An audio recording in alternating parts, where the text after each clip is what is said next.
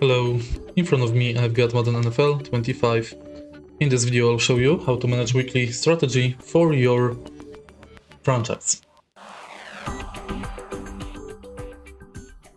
In the beginning, let's go to weekly strategy in the franchise. Welcome to Weekly Strategy. Each week you can find valuable information about your upcoming opponent. You can choose one. This shows some basic stats about your upcoming opponent.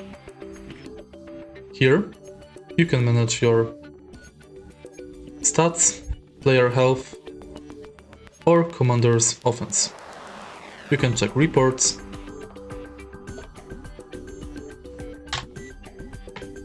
manage offensive game plan, This is and your team profile. where you can find stats and choose focus players each week.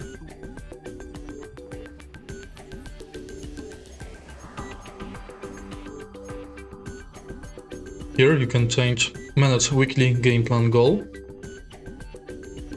thanks to which you can gain rewards. Next you can start training or enter free practice. And that's basically it. If you find this video helpful, please leave like, comment and subscribe.